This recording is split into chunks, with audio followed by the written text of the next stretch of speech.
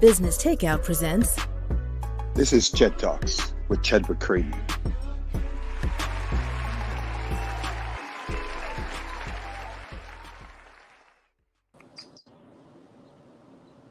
Ched. Hello there. How you doing, brother? What's good going evening, on? everyone. What's cooking? Good looking? Looking good. So sorry for all the inconvenience and the technical difficulties that we've had so far this evening, folks.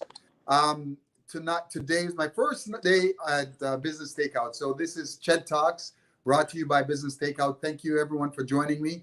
Obviously, we're going live tonight with Alejandro Vivar. I'm so sorry if I messed up your last name. But I had to get in here and have a great chat with you because there's so much I want to ask you. But for this show, specifically tonight, I really want to talk to all the men out there. This is what the show is about. We're talking to men about setting examples. We're talking about, it doesn't matter where you started, but how you finish. And we're really going to describe a little bit further on through your journey about how we as men can take ownership, take responsibility, and really elevate, motivate, and educate people into doing better for themselves. So thank you so much for joining me tonight, brother. It's an honor. Everything going? Everything's good, brother. I painted my toenails with my girl. Okay. Breaking those social constructs. It's breaking the social construct. So let's start from the beginning, the very beginning. I wanted to talk to you a little bit about where you grew up, how you grew up, and how you got to this point in your journey. Yeah.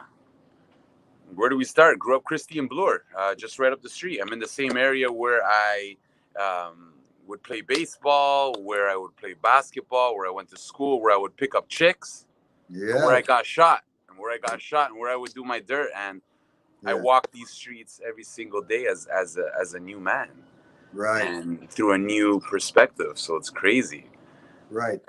So tell me about those early days. How did you get into that life? How did you? I was always attracted to that, like that hyper masculinity. I think it has a lot to do with the way I was raised, in a very strict authoritarian household with a lot of strong males growing up around my uncles, heavy drinkers. They would say, in order to be a man, you need to be able to drink. You need to be strong. You need to have muscles. You need to, have women and be a womanizer. You know what I mean? Right. So yeah. And then I met a group of guys that fit right into that box, right? Right.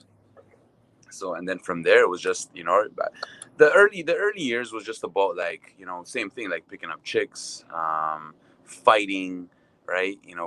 Who was the strongest physically. But then when I started 17, 18, and then when I had my first son at 19, it became about money, and the cocaine trade was easily accessible to us on Bloor Street. There were a lot of OGs that gave us, opportunities, and us as young entrepreneurs, we didn't really see the difference. We in our mind, we're like, listen, man, we're gonna make that doctor money right now instead of doing 9 years in university and med school. Right. Well, that took those opportunities, brother. Yeah. And I know that kind of life, how it can be alluring and how it can be right there in front of you. And you say your uncles and the influences around you kind of, not necessarily have put it in your hand, but they kind of pointed you in that direction. Yeah, they point you in that direction. And then you start gravitating towards, the movies that you watch and the music you listen to and the way you dress. Like, for sure, like our family are heavy influences on who we become, right? And then the outer outer society and then the outer circle, for sure. But my father, for sure, that strong masculinity comes from my father, 100%, and my grandfather. Right. Is your father still in your life? Oh, for sure. Okay, cool. Yeah, we just changed. I was driving my girlfriend's car yesterday, and he was driving up the street and he stopped. He helped me change a flat tire. Sweet.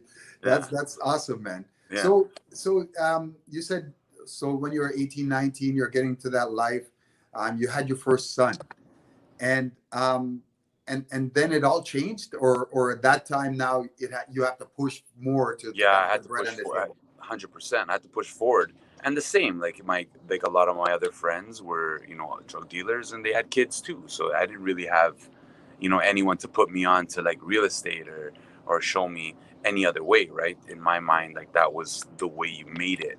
And I seen, men very, very successful um, in the drug trade. So it Right. just propelled me to kind of move harder and be even more bold um, Right. in that type of business. Right, right, and all of that right here in the greater GTA area. Because a lot of people, they don't understand that's available here. You know, Canadians and Torontonians as a whole, we think Yeah, most people think everything is pure and everything is just happening in the yeah. U.S. of A. No, it's everywhere. Yeah, it's not where you're from. It's where you're at, and Right, people are at that level. Um, Here in Toronto, there's this is a world class city, man. There's right, this is a city now that never sleeps, right? So right, there's a lot of opportunity if people want to go that route, and right. it's a dark city. Yeah. It's a dark city. And so what happened then? And I know, there was some controversy and you had some issues that you had to spend some time away. So how did that go? Oh man, like I was already doing time from like 16, like young offender. Right. Same thing, that toxic masculinity, wanting to prove myself, wanting to even prove to myself if I could survive those experiences. And when I would go into prison, I would flourish. Like so, I was charged with murder. I was charged with murder right down the block. Mm-hmm. Did 3 years for that. 3 years, I was acquitted of it. So I took it to trial. Was acquitted by a jury, found not guilty after 4 days of deliberation. Right. And even though I should have came out more humble from that experience, I felt like it kind of gave me like, remember I was 24 when I came out, Mm-hmm. and on the streets you beat a murder case, like you're like a god on the streets, right? So Right. that got to my head. Everyone wanted to do business with me, and I used that reputation to propel me in the drug trade. And I had a crazy 4 years until that also came to an end. I was 27 years old when I was arrested for a huge operation. They watched me for 18 months. I had multiple businesses. I had like multiple business fronts, but yeah, I was doing it big. Right. Doing it big. Okay. Yeah. And then what happened? How much time did you spend? I did 8.5 years straight. 8.5 years. Yeah. And your son, you had a son at the time. How did I that? had two sons. Two You had sons. two So sons at the I time. had another son after that. So I have Christian, who's 14 right now, and Marcus, who's 20. Right. And how did that affect them? And who was the male influences in their lives while you were away? Well, my grandparents, my father and Karina, the mother of my kids' father, were their Mm-hmm. main influences. And at the end of the day, I think that was good. Like if I was still around, who knows what would have happened, right? And I honestly credit prison, which may sound a little bit weird, but I credit prison with the relationship that I have with my sons, because I was able to actually bond with them. Every 2 months, we'd get weekend visits where Right. we would be in a trailer. They're called private family visits for Right. 4 days. Right. No phones. So you're present. No phones. So we're present for 4 days, even though we're in prison. Right. We're spending each other. We're spending quality time. And just think about, I look at other families and how many hours a day of actual present or quality time are they actually spending? Right. It's something that's very rare nowadays. Even telephone conversations over the phone is something very, very rare that would happen between a father and a son, or a father and a daughter. And I would speak to my son minimum an hour a day over the phone, sometimes 2, sometimes 3 hours. That is awesome. Now, So, tell me, that hypermasculinity that yeah, you mentioned earlier, and yeah, the relationship with your sons. A lot of people really miss that. A lot of people don't understand the importance of fathers in their kids' life. Not just the son, but also a daughter. yeah. Can you talk a little bit about what you felt and what kind of influence you felt, even though that you weren't there with them all the time. What kind of influence do you feel that you had on their lives? Oh, well, they knew, and again, I credit the mother of my kids. Like, they knew that I was a good father, that I loved them. She would always remind them about how much I loved them. Yeah.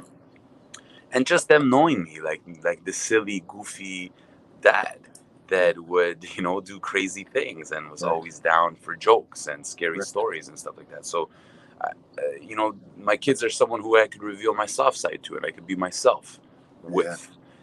So they know who I am. They know who I truly am, as opposed to that world. Right.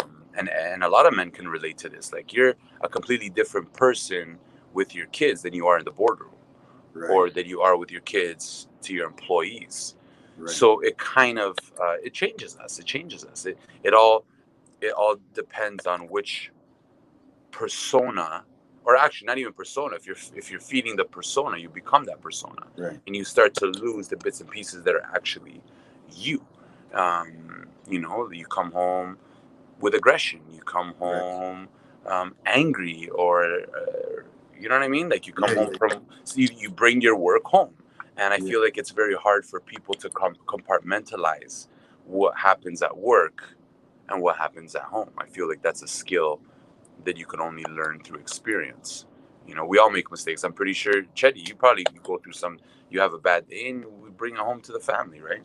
Absolutely. Yeah. I credit you for understanding that. A lot of people, they miss the opportunity to reflect and have the emotional intelligence to know the difference of, not necessarily just the persona, but the different faces that you have to wear. And as you mentioned, in a boardroom, and I guess it's no less anywhere else, you have to be able to, especially as an alpha male that you have obviously displayed, is that you had to be able to show your soft side at times, and you have to be able to show your vulnerability with your children, and show them that there are multiple facets, multiple sides to you. Yeah, you got to show, you kind of like your jail face. Right. Kind of like your jail face. And it's crazy. Like, I've even running a business too, like, I've realized that even the younger generation, they don't like, in prison, they just respect violence. Right. They just respect violence. You could talk to them kindly. You could talk to them with wisdom. You could talk to them with compassion. It doesn't work. Right. And I find sometimes even in the workplace, even like in the gym, working with trainers, I've tried the compassionate route. I've tried the understanding, and sometimes I get walked all over until I lay down law. Right. And then when I lay down law, that's the only thing that they respect, and it brings back the old me. Yeah.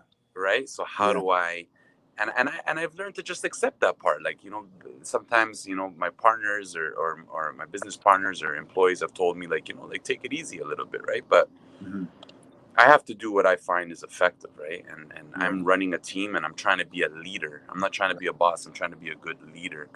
Right. But in order to be a good leader, I have to be my authentic self. Right. Right. I agree 100%. And sometimes when I go to the compassionate side, it's not really me. Right. Yeah. Yeah. Well, you have to be who you are. It's having an understanding of who you're leading is also a very important skill. And obviously, you said you're able to determine who they are, what motivates them, and then you can apply the appropriate technique needed. Yeah, exactly.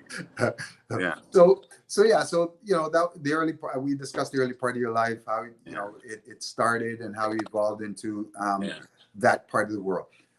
Then what? Then you came out, and now this is the new chapter began. How did you decide which direction to go? How did you what got to you and say, Alex, you know what?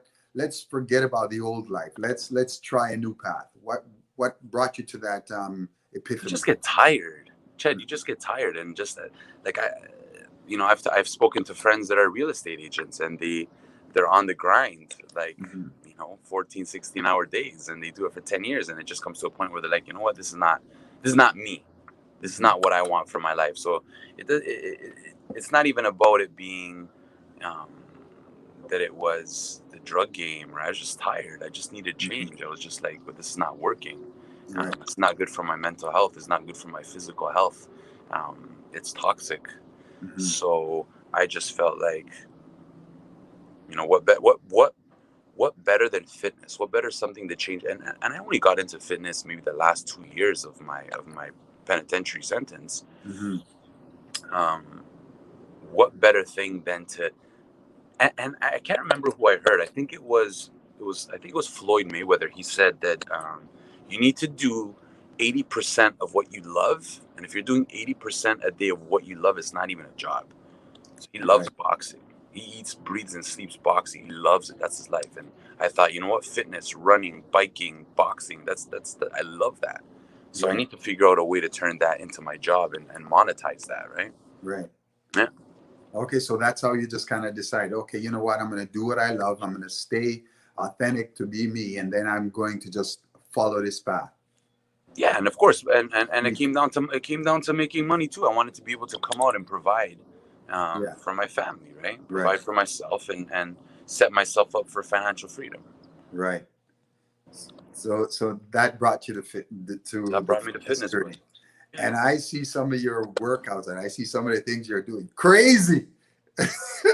Yeah. So, yeah, you're doing some highlights up there, man. I That's like what we're doing when we're locked up, right? So it's I wanted to bring that to the street.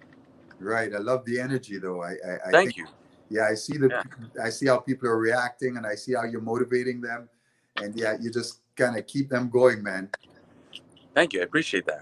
No, I love it. That's the style. That's the style. That's what works. Like, I have a client, and she's hardcore, and one of my trainees put her through a leg day. Right. So today I got feedback. I'm like, hey, how was so and so?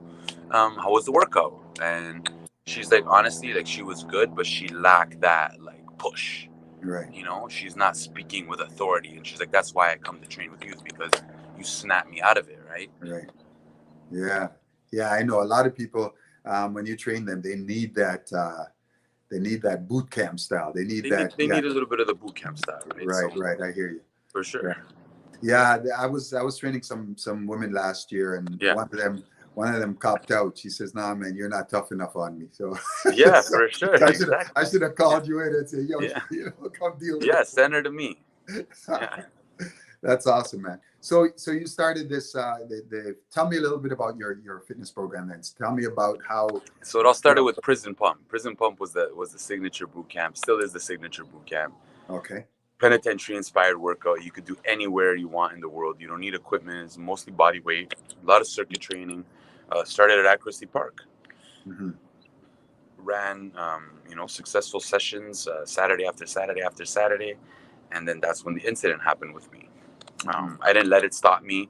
It took me about 6 months to recover to a point where I was able to instruct. So I instructed from a cell phone. I was in Sudbury, and we did Prison Pump Returns. The Toronto Star covered that boot camp. We did a fundraiser where we sold 100 tickets. 100 people came to that boot camp, and we raised money for it's called FEET. So it's the bus service that brings families of incarcerated inmates to the penitentiary. Right. And then from there we just took off again, and I didn't let that what happened to me stop me. If anything, like it propelled me. But the first couple of months when that happened to me, I was like, damn, like it's over. Like my dream is over, right? But that's the thing. Can you elaborate with the viewers? You want to get into it a little bit? Yeah, man. These guys. Yeah. So I was running a boot camp. This was we'd always have drop-ins, and there was a guy that dropped in and worked out with us for half an hour. Half an hour he worked out with us, and I'm very intuitive when it comes to like street stuff. And I knew that this guy was moving fishy. Right. And there was a part where like I literally wanted to tell one of my friends that was working out, I'm like, listen, we got to get, like, I don't know what it is, but I'm going to just jump on this guy. Like, we got to get this guy. But I didn't want to think like that no more. I don't want to think like that. Like, I wanted to erase that type of thinking, like that. Yeah. But yeah, man, at one point he just opened fire, man. Like it was like a dream, right? And he shot me 5 times, twice in the chest, 3 times to the stomach. I felt bullets flying out my back. I was trying to block it. I got bullet holes that went through my arms. And yeah, man, I survived. And when it all happened, it's like I knew. I was like, okay, this is it. Because it's like they kind of deja vu. Like I always knew that something like this would happen to me, and okay, now finally it was happening, right? So yeah, I came home. I came home to a bag of issues surrounding people I grew up with, not necessarily me, and that's just what happens, right? Right. People don't forget. People don't forget. Right. Yeah. I hear you, man. That's awesome. Tupac say you put 5 in me and didn't take me down. yeah. He says something like that. Yeah. Yeah, that's phenomenal that you're able to survive that and come out the person you are today. Because I mean, viewers don't know, but from the research and the people that talk to about you, there's just great things that are coming out. People are just seeing you in a light that you're on a trajectory to do great things, man. And we talked a little bit earlier about the difficult life of an entrepreneur. Yes. And I know there are times, and boy, you just feel like I want to walk from here. But I think you're on the right path. I think you have to keep your light shining there. Yeah, and it's hard too because our light is not always shining, and we're not always happy. Right. Right. Yeah. It's tough. I just got off parole in February 7th, so I've only been free for like 5 months, like actually free for the first time since 2007. Right. But even then, 2007, I didn't feel free because I was trapped in a certain lifestyle. So yeah, for the first time in my life, I actually feel free, and it's overwhelming having that sense of freedom and even a loss of identity. Like I'm who am I? Right. I've been this person, been associated with this gangster name such a long time, and it's like, now who am I? And people even look at me differently. And there's a question from one of the viewers: do I keep in touch with anyone from my past? And it's like, I get some phone calls and stuff like that, but it's just gotten to a point where we just have nothing really to talk about. And it's I look at it as like people from my past, like it's like from a distant memory. Like we don't have anything in common. They don't work out. They're still party. They're still in that lifestyle. Still at the clubs and womanizing, popping bottles, buying vehicles, and it's just not conducive to the lifestyle I'm trying to live now. Right. Right. I'm a big believer in that. We're all quilted. We have things in our past, or people in our past that helped us to become the imperfection we are today. Yeah. How much do you think some of that kind of, I guess, worked into the person that you are today? How much did some of that mold you and ready you for what you're about to take on as an entrepreneur? Just in terms of like reading people, it's not only just prison. It's like even gang life. Observing people, you could tell. Just like they say, real recognize real. Right. That's something that a lot of successful entrepreneurs, you got the, what is it called? The no bullshit radar. Yeah. So you could tell by just looking at someone in their eyes whether they're real or they're about their business or not, right? Or whether there's someone you want to do business with, right? You could tell from a handshake if there's someone you want to do business with, right? Right.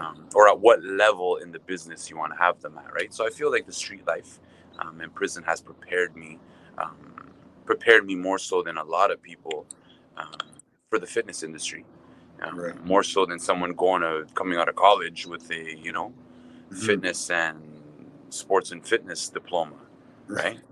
Yeah. So just using those skills, it's interchangeable, right? We learn in the street or what we learn in life is interchangeable in business. Right. So I have viewers, and a lot of viewers, part of what this show is about is I want people to understand the life of a man. The different things that we have come at us, the responsibilities we have, not only as fathers but as leaders, but we also want to show the multiple sides that we have to us. We want people to be able to understand how we're able to navigate the world, how we're Yes. able to navigate some of those challenges that we have and come out better in the end. What's your view? How do you look at the world? You obviously look at it from an optimistic standpoint because after all you've gone through and you're still here. Do you look at it on a positive way and working out just because that's what you love? Is it because you want the longevity, or do you want to make a difference in the world? It goes back and forth. Like sometimes I want to make a difference. Like when I first came home, the whole point of me doing these gyms was to open a gym where men from the penitentiary, when they come out, they have a place to train, and I wanted to give them employment opportunities. Right.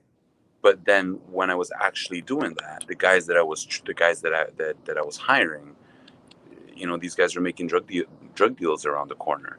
Right. They were using the space as a space to consume drugs and sell drugs, or they were just using it as like a front. So I realized that, hey, like this is not a good pool. As much as I want to kind of help out, it's not a good pool, right? And even sometimes I get clients that they don't really want to put in the work, right? They're just looking for quick results and quick fixes, and I want to help, but people want the help too, or they were going to want to have to help themselves. Yeah. Right. So it's the same with any product you're selling, right? People need to believe in the product also, right? You need to make the people believe in the product or in the service that you're offering, right? Right. So yeah, sometimes it's an everyday struggle. It's an everyday struggle, and kind of adjusting. What are you doing this for?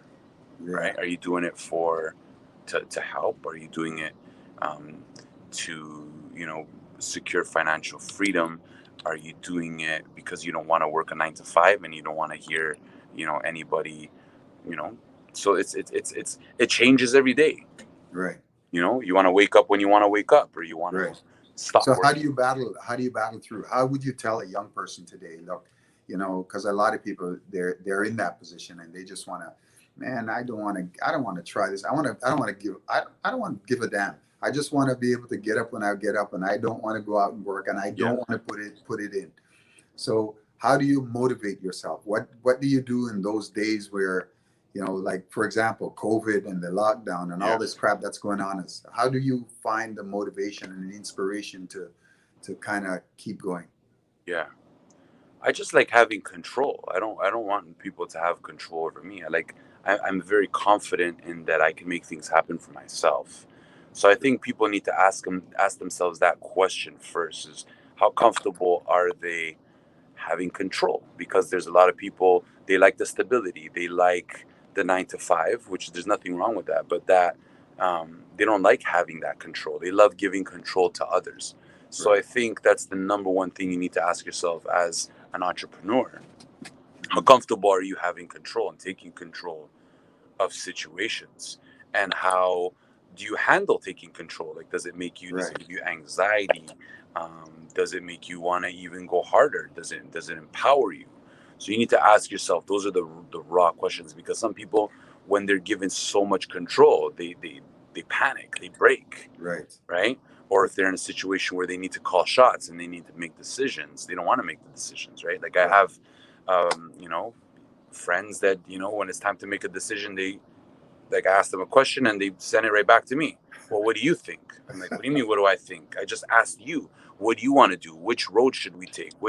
Right? Yeah. So I always even when we're going on, we've been going on hikes. We go on hikes every 2 weeks. And I've been doing that a lot, where I invite people that I'm trying to build and I want to observe them. And I'll always take them to a fork in the road and I'll ask them, which way we're going. Right.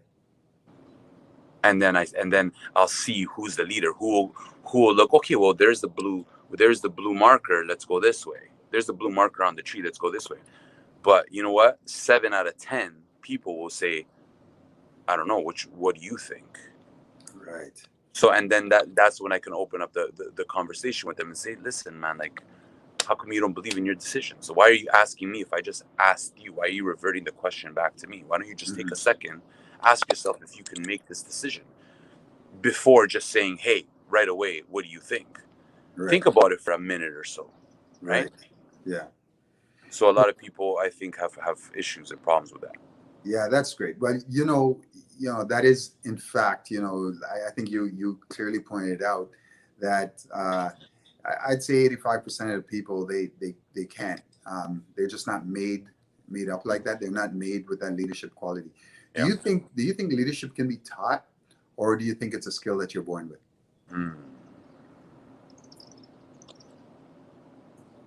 Or a leader? Yeah, it has to be both. It has to be both. You're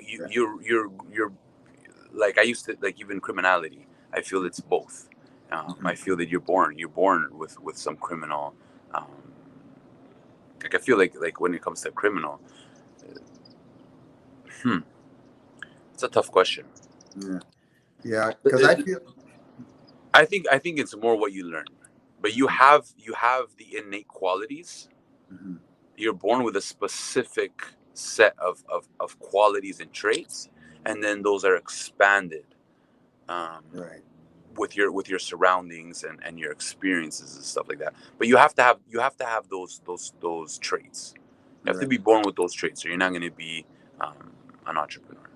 Yeah, some people I think are actually born with them, or some people that acquired them, but they just don't have the innate quality to be able to fight through the fear. Because with every decision and with every step that you take to when you're a leader, there's going to be a time where fear comes into play, and it's those that are able to persevere, who strive forward, or those who just pack it in and run. And certainly I think you definitely hit it right in the head. It's a combination of both to a certain degree. For sure. Yeah, that's cool. So how much of that do you, and I guess now as you build your empire and you're building as an entrepreneur, you have people that are in there that are some of them display those qualities, some of them not so much. Which are the, how do you choose which one that you're going to continue to work with and maybe mentor and coach through, and those ones that you just say, hey man, look, this is not for you?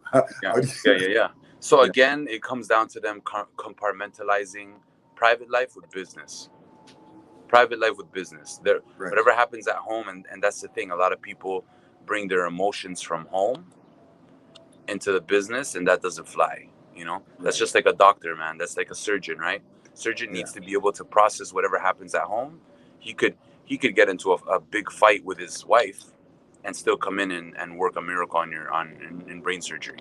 It's the same with us. You need to be a professional, right? Doesn't matter if you're tired, right? Doesn't matter if you got 3 hours of sleep, right? Sometimes even this morning I had to kind of get on this girl that offered to do the 6:30 a.m. class, and then at 6:15 she's trying to get out of it because she's tired.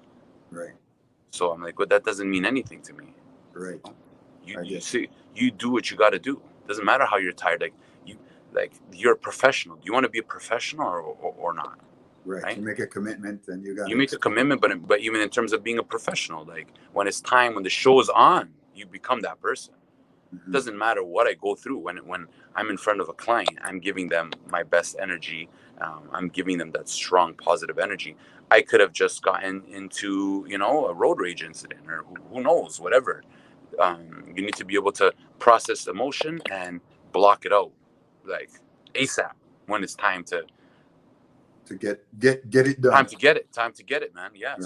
In a way, people could say it's kind of like a psychopathic tendency or sociopathic tendency, but I believe like that's what the recipe for success is. You need to be able to process emotion, give it the least amount of time. You don't want to give it too much time, and then move on, adapt and move on. Right. The show goes on, life goes on, right? Business goes on. I hear you. Tell me about that 2571, man, on your shirt. It's 25/7, brother. 25/7. So 24/7 instead of 20. Listen, I'm blind, man. Come on. Yeah. Listen, it's you got to go harder than anyone else. Sometimes we're putting in the extra hour of work a day, right? If you wake up an hour earlier than everyone, you're ahead of the game. You wake up, so that's just the concept. It's just go hard, right? Put in that extra hour of work. When you think you've done it all, put in another hour. So Right. 25/7 instead of 24/7, right? 21st. Okay. Yeah. All right. Cool. That's cool. I love the way you came up with that. So Yeah. now, what kind of backing do you have in your business venture? I know you have some partners, but you also have some other people that are actually looking at the things that you guys are doing. Tell me a little bit about that.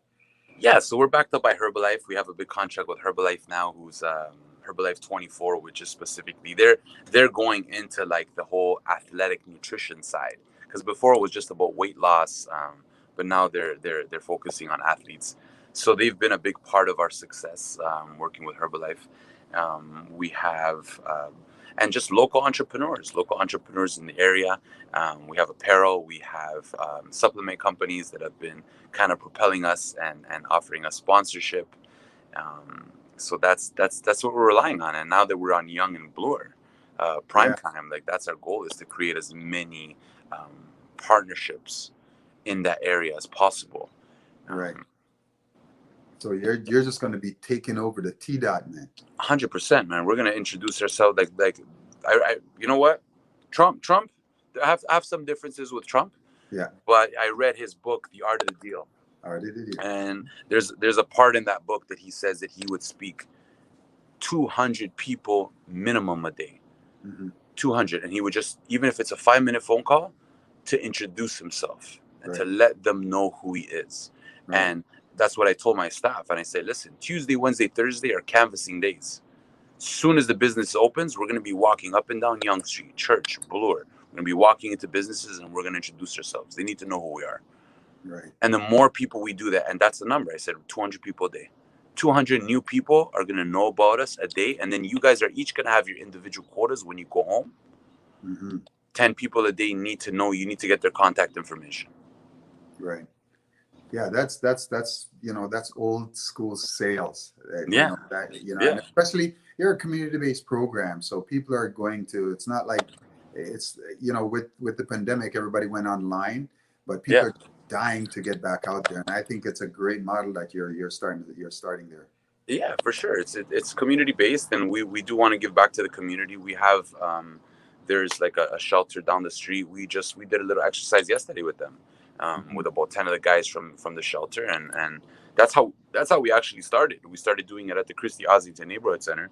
Oh, okay. And we started running boot camps at the shelters. So we want to get back into that service, servicing, people who, like, we're not going after the bodybuilders. We could care less about that. That's the 1% for us. We want to hit the 99% of people that don't know about fitness, that don't know about the value of fitness, incorporating fitness into their lives.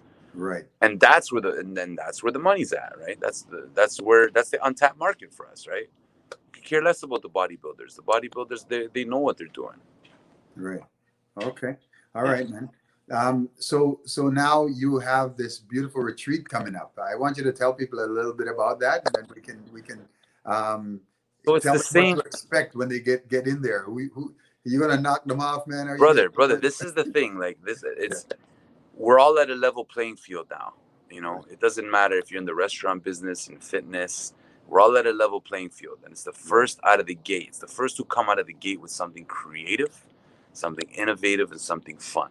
So that's what we thought about with the fitness retreat. We have access to properties in Niagara, and it's gonna just eat, breathe, sleep fitness.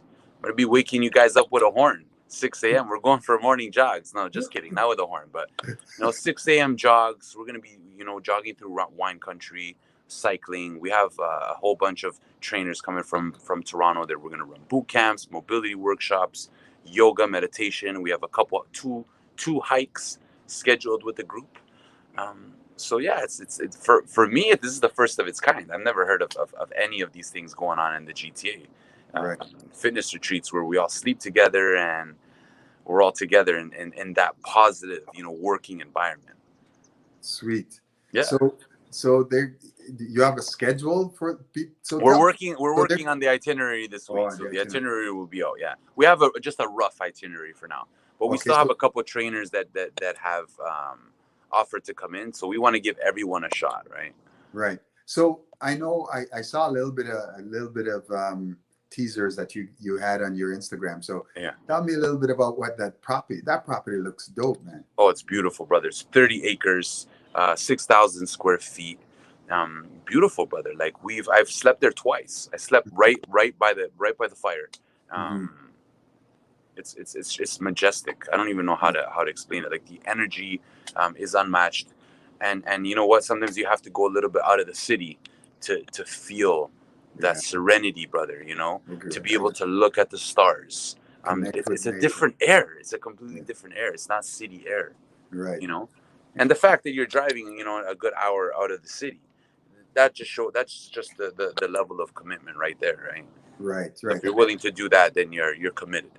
Yeah, and it's great. I always say that's connecting with nature is a Yeah. great way to start to Yeah. get inspired and get ready to kind of Yeah. for the next day, the next Yeah. chapter. Yeah. What kind of training do you do, brother? Me, I do a lot of just running, and Okay. I do some. I have a little bit of gym in my Okay. in my base in You my got to get a basement. workout in. Let's get a workout in. Well, for sure, I'm Yeah. in. I'm Let's in do for it. sure. Or maybe the next podcast we do a little workout. Yeah, for sure. That would be great. Yeah, we gotta come and live and come and do it live right in front of everybody and get it done. Yeah, for sure. But you gotta take it easy on the old man, man. You gotta take it easy. Brother, I'm an old man too, man. I'm turning 40. Oh wow, Turning that's 40, awesome. bro. I'm feeling it. Feeling it. No. I don't Yeah, feel but them young guys can't keep up still, probably. No, they can't keep up with us, bro. They can't keep up with us. It's all the mind. It's all the It, mind. it's all in the mind, bro. Yeah. So great, man. I'm so glad that you were able to join us, and Yeah. again, thanks for staying through. 100%. Even though that we had a bit of a technical challenge there, and you didn't waver. So thank you so much for that. I am just so let's find out. Tell us a little bit about how people can get a hold of you. Just kind of verbalize it. How people can get a hold of you. Shoot me an email, guys. 257fit@gmail.com. That's fit as in fitness. 257fit@gmail.com. And if you want to hit me up on Instagram, I'm _Alejandro Vivar _. Sweet. Now, before you go, I wanted to talk to you about just briefly about your sons. Yeah. How do they change your life? How do they? I know I have two sons of my own, and it certainly when they were born until now, they're grown men. But there's it's certainly a different feeling in your and how you move and everything that you do is with them in mind. How does that make you feel? Wow, that's a sick question. I'm just trying to be different than how my dad was. Not saying that my dad did things wrong, but my dad, like I said, it was very, you do what I say. And I tell my kids, if I ever say that, I want you to question me. Right. Questioning is good, Don't ever tell no one that you can't question, right? So even, I just find them challenging me to really change the way I think. Right. Yeah. Because we parent the way we parent the way that our parents parented us, right?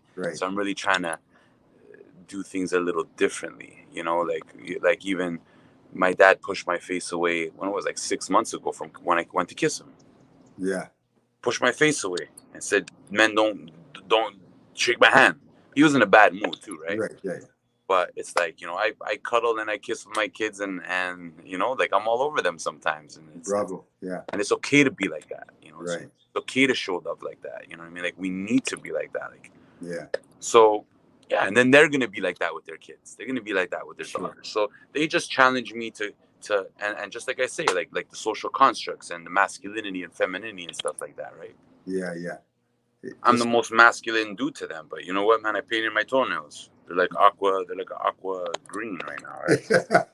I don't give. No one can tell. No one can tell me nothing. That's when you're solid in who you are, man. No one can tell me nothing, man. The Incas have been doing this from time. Right.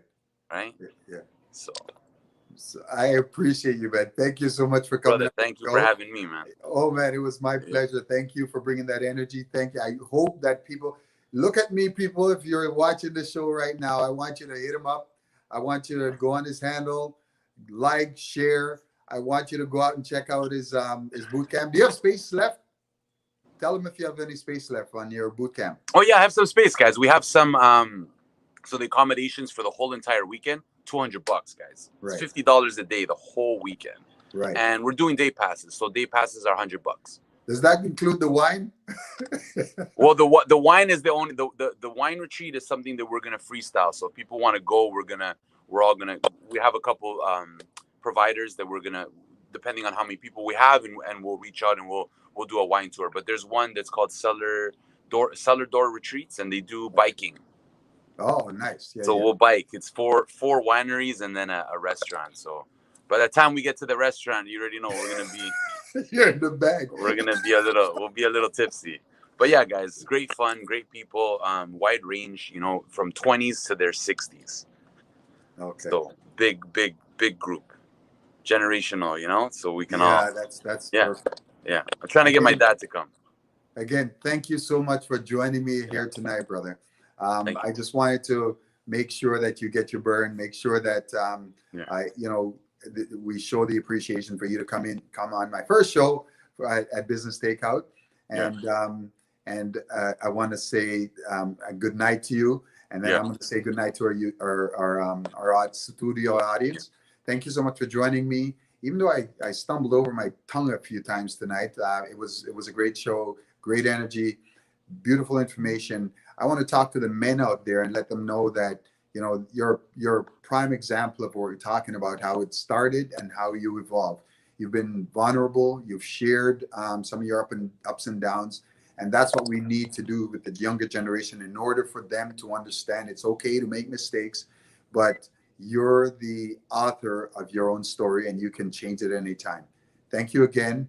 Thank you, everyone, for joining us, and good night. Que tengan una buena noche. Thanks. If you enjoy our programming and want to help support Black entrepreneurship, please donate today. www.businesstakeout.com/donate.